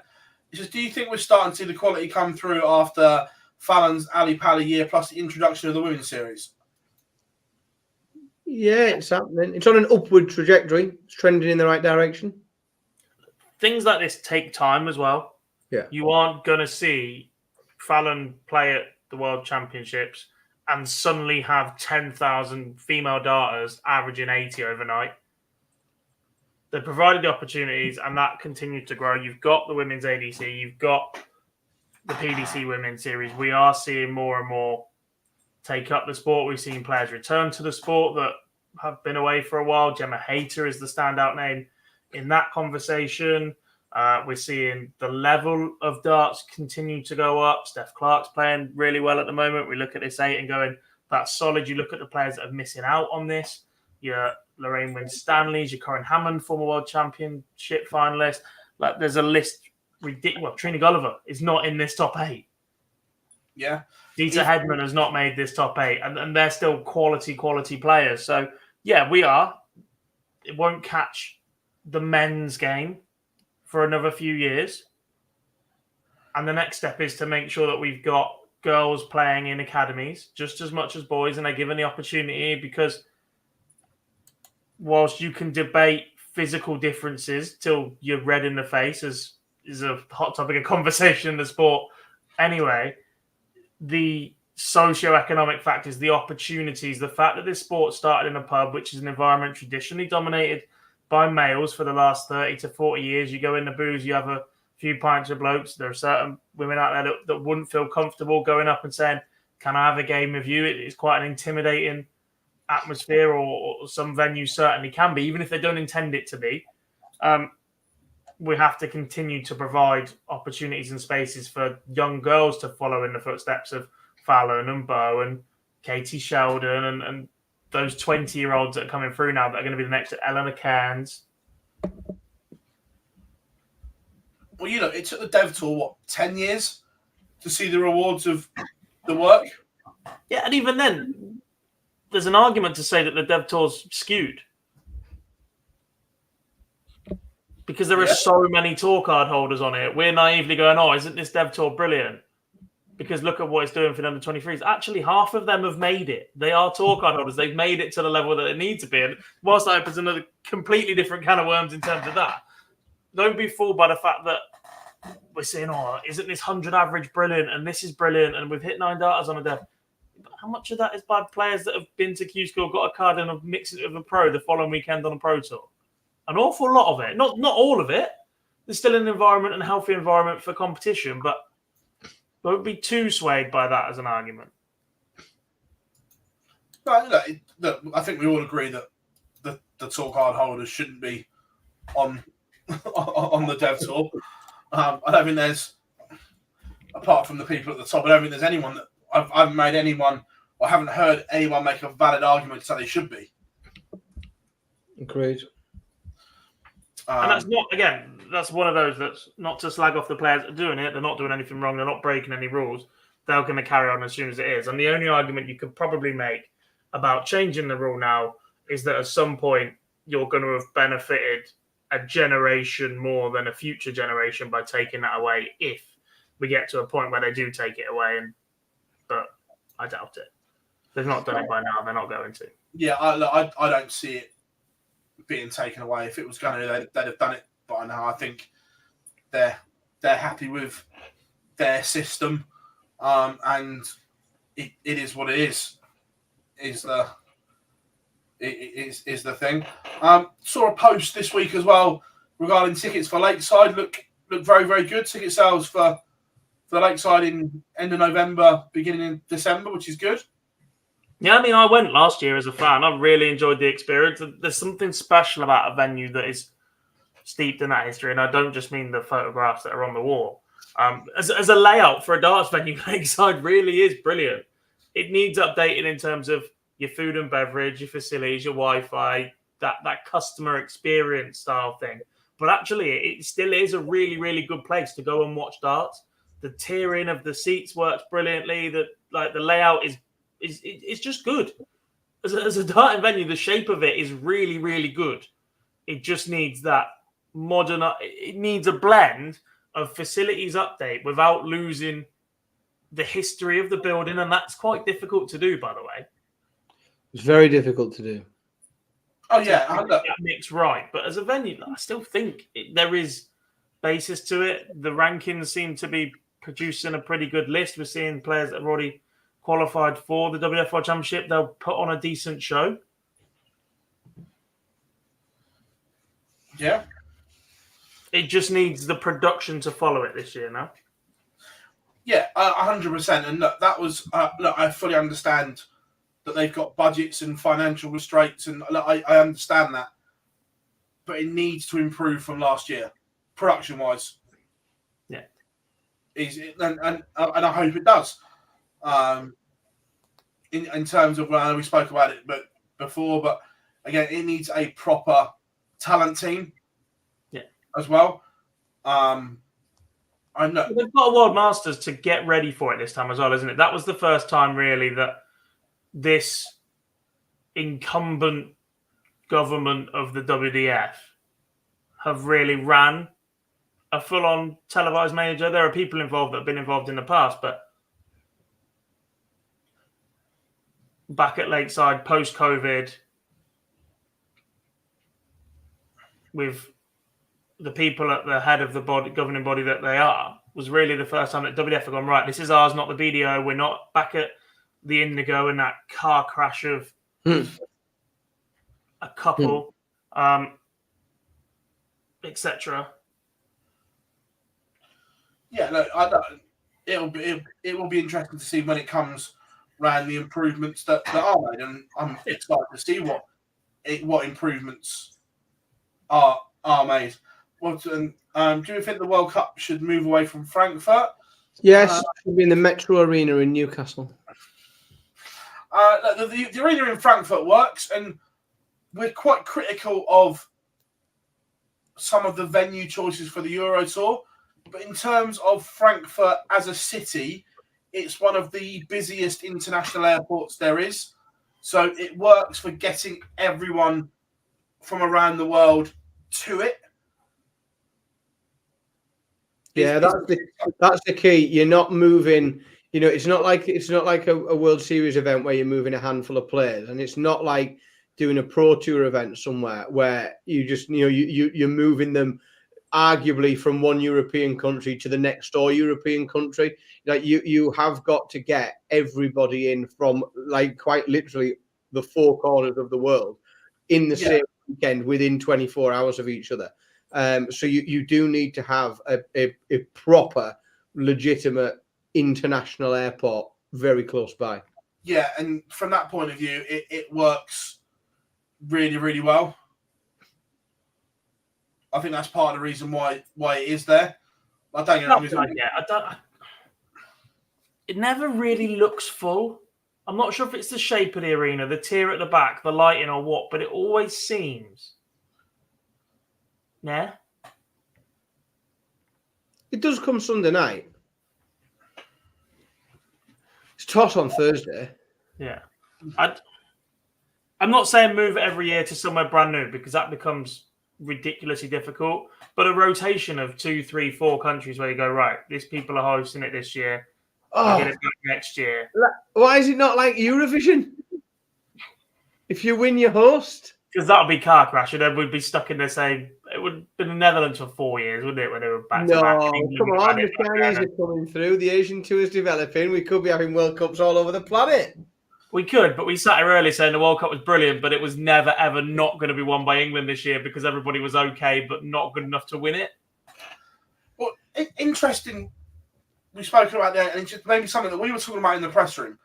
Remember when Ronnie did a snooker interview about the Chinese players, about the way their technique is all the same and they are coached, but they haven't got that little bit extra finesse of an uncoached player. I can't remember exactly how I worded it, but you know the interview that I mean? Yeah. We saw something similar with some of the Asian players, that all their throws were mechanically quite similar. Do you know what I mean?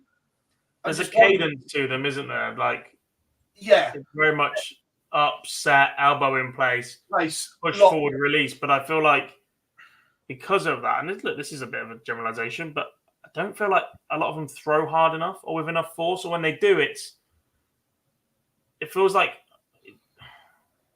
I don't know the actual mechanics of it, but it feels like all the force isn't going into the throw. Yeah, like there's wasted energy within what they're doing, is what I'm trying to say. Yeah, you know, but we just picked up on it. Like, obviously, with what Ronnie said about the Chinese snooker actions being very coached and very deliberate. And then we looked up, and actually a lot of the Asian players' darts throws were very, very similar as well. Yeah, I know. Again, soft tip is still quite big over there as well in Asia as a whole. Yeah. And because of that, transitioning then to steel darts that fly through the air slightly differently with different weights that you're not really used to, or you're trying to float lighter darts into a steel tip board, comes with its own problems. I feel like a lot of them are blocking segments and don't go around the board enough to get themselves out of trouble or make the game more difficult for themselves by having a weird, not weird, but just a neutral angle of entry. Yeah. Yeah, no, it was just an interesting one. That was all that we picked up looking and studying bits and bobs like that. Let's go back to some of the ones that we starred from earlier on. We touched on that. I'll be interested to see if there is a rule change. Not on your Nelly. I don't think so. Dal, I said I think we'd bring this up. Do we still think Gazzy will be playing this time next year? I'm sure we'll be playing this time tomorrow. What do you reckon, Gob?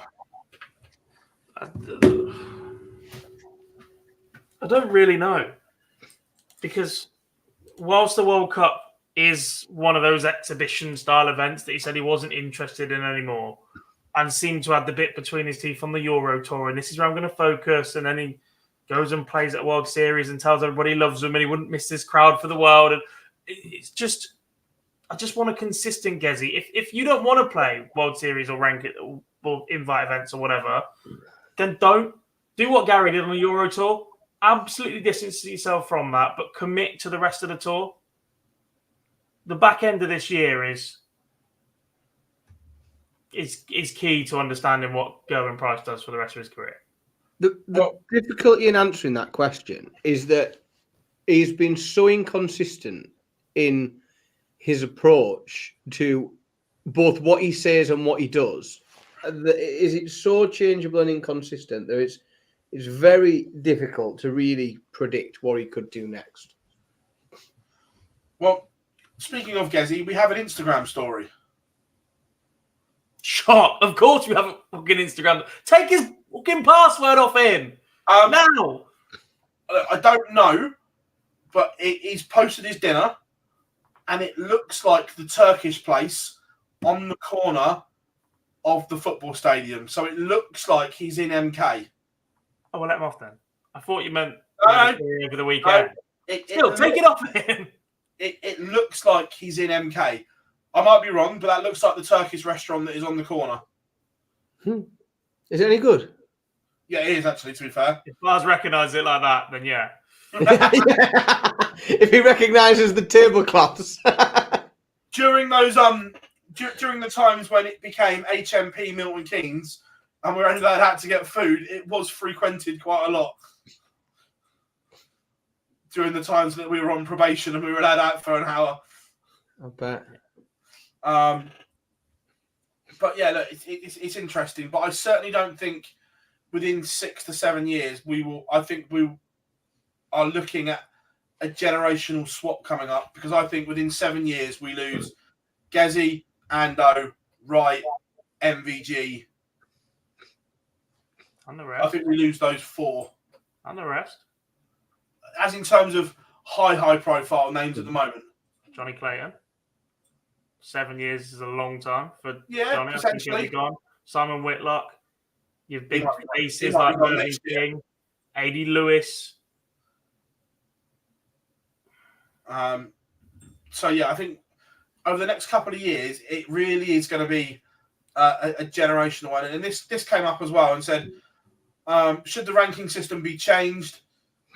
I'd like to see them go back to ranking points. Look, still have your huge prize money for the World Championships and things like that. But I think the ranking need to be proportional, and you can do that with ranking points. Yeah. For me. Yeah. The issue with changing the ranking system, right, and this is probably not going to be any good for my career aspirations, but it requires somebody who understands rankings to sit down and have thoughts for more than 5 minutes. And it possibly then unravels their entire ranking system. It means they have to start again across the board completely, and how different events interact with each other. Oh, the way the ranking system is currently an absolute spider's web mess. Oh, it would crumble. If you're going to reset it, you have to reset every single one with it at the same time. Well, in some regard, there has to be like a transition period where certain things on the rankings count for this. We've attributed it to this much, but it's now going to start coming off at this, etc. Look, there are plenty of people out there that can sit down. You could, honestly, tomorrow, you could put out a post if you're the PDC and say, we want a think tank created, we'll pay you for your time, of people that understand rankings that can come up with a better system than what we've got as an advisory board. There are people out there that would jump at the chance to do that have ideas, that have concepts of it. You just go to a university. You can do that. You can use darts people that understand it as well. Lendl's in the chat. You've got plenty of others on social media. But you need more than one viewpoint of it as well. You need people that understand. It's not so much modelling and how things would then have a knock-on effect. You need people who understand. You need someone who can predict everything that will go wrong with it. That's the key. You don't want to find out things that are wrong with it midway through, the first third of the year when you've implemented it. That's the key to implementing it properly, is getting the right people that can work almost. You almost need someone who can model it into through a computer system, model what that would look like. There's 10 seasons worth of potential events, and or you put the last 10 years of results through a model to try and spot any problems that happen, whether that be with qualification and various other different things, because sooner or later someone will spot something and there'll be an odd error that means that if you don't turn up to this and you don't play this, it actually benefits you in a different way, because you can't end up in a situation, which we've talked about in loads of different occasions, where not playing or not doing something actually has an overarching benefit to you in the broader sense. So it's got to be really, really well tested, sort of tabletop tested before you roll anything out. Yeah, completely. Couple in there. Ross says, should Wales have seeded been changed with price withdrawals? Feels like it was unfair and almost strategic to pull out that late. Look, I'm not a fan of the way it was done because it was a full seeding. However, once the draw has been done, you can't change it. I think the biggest people who suffered for that seeding were the Welsh team. I'm absolutely convinced that if they'd have started in a group stage and had a couple of games to play together, couple of winnable games against, lesser nations, it would have been far, far better for them than having to come in cold, like as a seed, with everyone else already, in the groove, so to speak. I genuinely think that they suffered for having been. It wasn't a lucky thing for them that they managed to keep the seeding. I think they would have been massively better off having played a couple of group games. Yeah.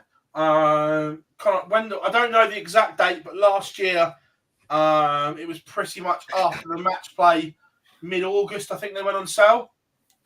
The World Championship tickets, and by the way, I don't get anything from this, but if you haven't signed up for PDC Priority, you ain't getting a ticket.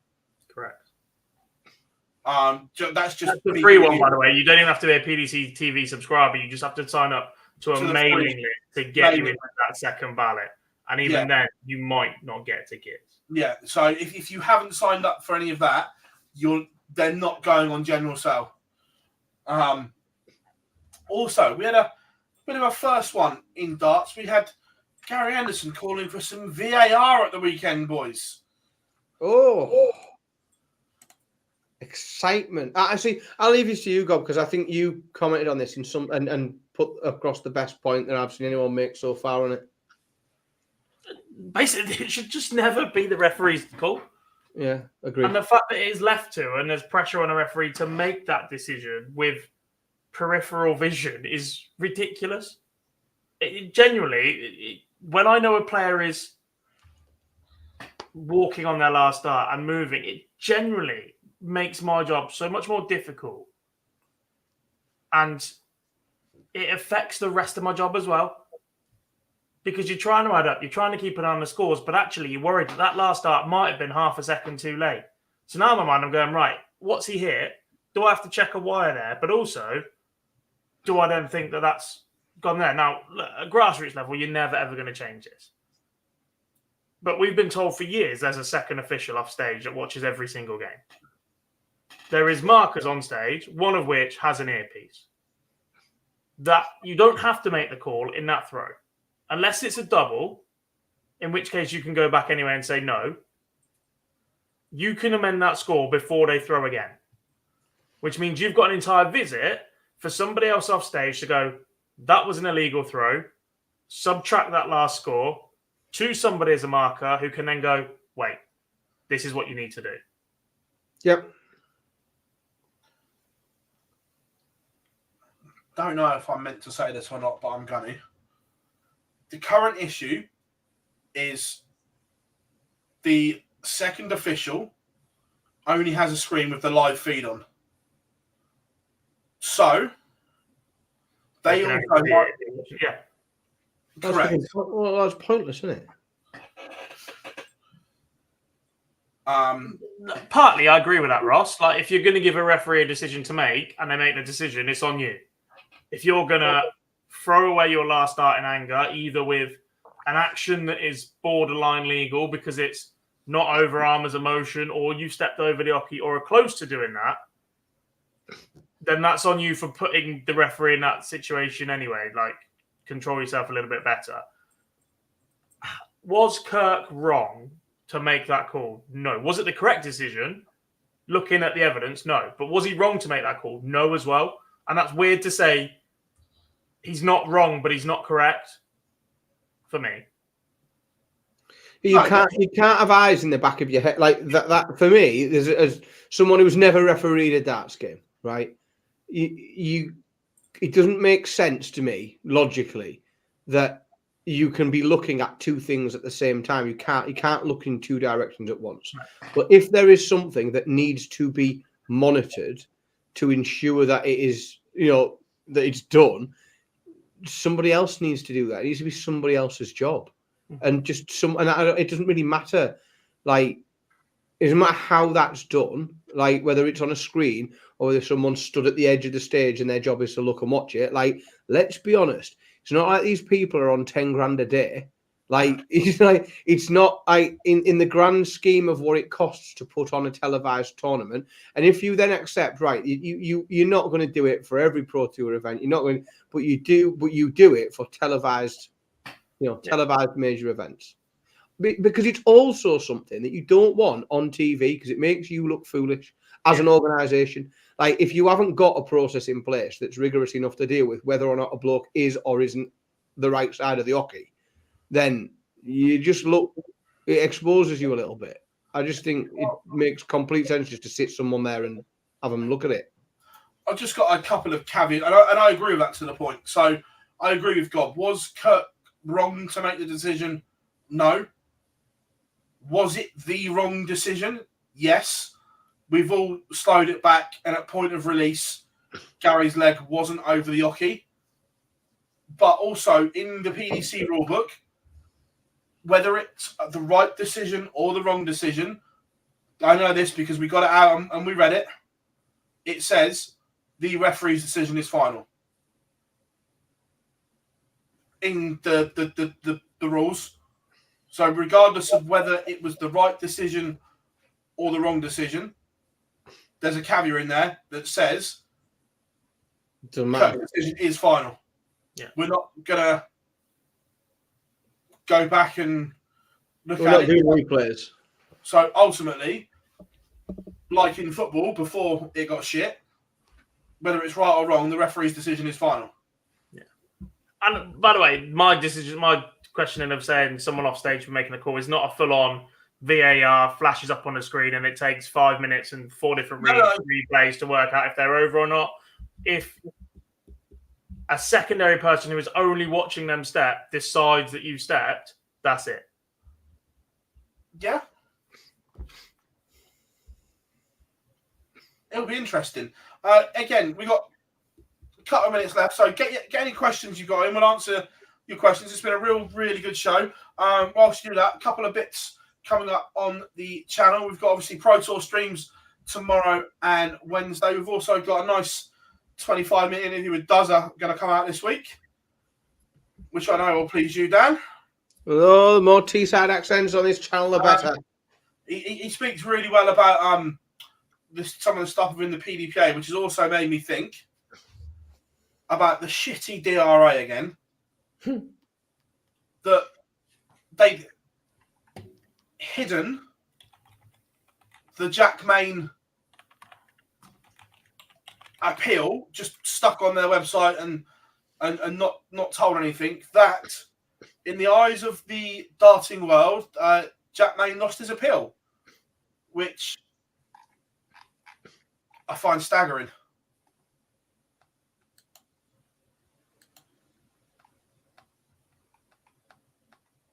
What, the fact they've hidden it? Well, both. The fact that whether it's a good decision or a bad decision or whatever, that in any other sport, that when the authorities make decisions, these are communicated. Yeah, there's a press release, isn't there? Yeah. The press release is drafted and it goes out. Correct. Not hidden on a website away from the eyes, hoping no one finds it. It's bollocks. It's absolute. And look, the more and more I go into it, the DRA aren't fit for purpose. Right. Nope. They're really not. Have we got a cases update yet? No. Well, I thought they put someone on their website. Maybe we got a bit more. No? Gilbert van der Meiden, still the last one. Yeah, just not fit for purpose. For the we are now 14 months without any issues, allegedly. This is like, how many days injury-free are you at work because somebody's not rubbed out the whiteboard? Yeah. for a disciplinary body are meant to be in charge of the sport, they're just not fit for purpose. Yeah. Is the thing. No, Josh, again, that we spoke about that with Matt Edgar, that is the most cut and dry case you will ever see. The Adam Smith Neal one. Yeah. It is the most cut and dry case. And why has it not been dealt with? Yeah. Or if it has, yeah, why don't we know? all you have to do in that case is determine the level of provocation. Was it sufficient enough to react in that way, and how long the suspension is? Correct. And this is what, 3 months ago now? At least. Yeah. It's just ridiculous. If a footballer punched someone, can you imagine? It'll be dealt with within a week. Yeah. They're just not fit for purpose. So yeah, Super Series, Jimmy Van Schie. I'm not going to lie, I was disappointed. I wanted the crazy Welshman in Champions Week. He's a lunatic. Oh, he's off his head. He's a lunatic. The man was having a full-on conversation with the speaker. There was nothing coming out of the speaker, but he was having a conversation with the speaker. So I directed Monday, Tuesday, Wednesday before I went to the World Cup. And literally, what I call our camera 9, every time he played, it was neglected of its usual duty and just turned into Richie Cam. Honestly, I've never seen anything like him. Yeah. Congratulations to Jimmy. He's a really nice guy, but I wanted Richie in Champions Week. The asset Jimmy has got of that little group of table of 5 or 6 as a crowd, the noise they make is ridiculous. That Jimmy versus Andy Davidson semi-final was genuinely one of the best games I've ever refereed. To be fair, Andy is a great player as well. Yeah, he's going somewhere, Andy Davidson. Yeah. I spoke to him. He's going to come on the live lounge at some point as well. Really a nice guy as well. Really nice guy. What was the other one? Tommy, unfortunately, you ain't getting tickets for the UK Open, mate. Correct. But basically, the Minehead gigs are closed shops unless you are there. Yeah. So you need to physically just get there somehow for the first time, and then they go on sale to everyone that is on site, and everyone on site rebooks. Hence, they then don't go on sale on the website. And then they're 95% sold out by midday on the Friday. Correct. So we. I won't tell you how we know on the that. Friday, it was like, all the luxury accommodation had gone. I think me and Gob are in bunk beds next year. Is it common knowledge that it has been rebooked yet? Or have you told Mrs. S? I thought it was hush hush. It wasn't allowed on my vlog for that very reason, and you've just got yourself in it, Dan. No. We're all good. We're all good here. we're having a chat in about 5 minutes. because I'm taking her to the match play. Mrs. Simpson is actually coming with me this year to Blackpool, not for the full Blackpool trip. She is just joining me on the Saturday, which means I'm going to have to switch hotels and book something with a spa. Something a bit more upmarket for the Saturday night. Spa in Blackpool, mate. You just stick her in the sea. Yeah, we're not far off. There's a free spa the entire length of the town. If you want something with a spa, if there's rooms available, the Village Hotel. That's what I'll use. It's handy nearby. Yeah, no, Rob, we have postponed the Live Lounge Live because of England. So basically, the guests we had lined up were no longer available because of England. And it works for Dan's place as well, because it had been a logistical nightmare. Us starting at 2 p.m, England kicking off at 5. It would have been chaos. So we are going to look to redo it at the end of August, potentially. We're going to sit down and throw some dates around this week. So August, September time, a late summer Live Lounge Live is still going to happen. But look, when we first booked this, we didn't even think of the football. Let's be honest. Well, there was also so many connotations of coming through the group and being on different days and different times. It's virtually impossible to accurately predict the route. And then the one date we picked, it ends up being an absolute nightmare that it is the England game. Yeah. It's a bit of a twat. So no, 100% we are going to redo it for late summer. So we will still have the Northeast Live Lounge live. Don't worry about that one. But all good. Now the football club I don't think it has a spa. I think it's only the Village Hotel. It's a Hilton there, isn't there? Oh, it doesn't have a spa though. It doesn't have a pool, does it? It's got a gym, but not a pool. It's not a good Hilton. No, it's not. Yeah, it's gonna have to be the Village. The Village is right. The pool's good there as well. Yeah, they're all right. I like Village hotels. I use the one in Bury quite a bit. So yeah. Right, before we go, boys, anything to add? 3 tiny bits of news. Wayne Mardle was signed as an L-Style ambassador. Yes. That came out of nowhere. I was like, interesting. Considering Mission have just launched their own all-in-one, the Force 90. No, is it the Force 90s? Something like that. But when was the last time you saw Wayne do anything for Mission? The last launch he didn't do. It was a mini launch, wasn't it? That's what I mean. Yeah, Mardle was signed with L-Style as an ambassador. Michael Smith has signed an extension with Shot this morning. Yeah. Considering the time he went to bed celebrating that there may be legality with what time he signed that contract and how intoxicated. I'm not saying he was in to sign it. Yeah. And some actual online darts news. The ADL, the Amateur Darts League, I think, who are similar to the GDL, have created a partnership with Unicorn. Yeah. So if you play online or webcam darts, then there might be some benefits to that. They were the 3 bits that I noticed. Yeah, yeah. He even wrote them down this week. 7-year deal with Shot as well. That's a big deal. That's huge. Huge. Yeah. Massive. Yeah, 7 years. But everyone, thank you very, very much for your support. It's been a great show. Thoroughly enjoyed it as always.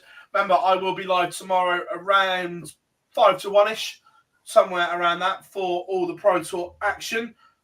Looking forward to it. The race for Blackpool, by this time on Wednesday, we will know the lineup, and I freaking cannot wait. Yes. The Winter Gardens is coming. But this will be available as an audio only in the morning if you want to listen back as a podcast, and all social media platforms, Facebook, Twitter, Instagram, TikTok, Threads. We have hit 37k now as well, so thank you very much to all of you on YouTube as well. But other than Phil Bars, Jack Garwood, Dan Simpson, it's been an absolute pleasure spending the last couple of hours with you, and we'll see you all very, very soon. Bye.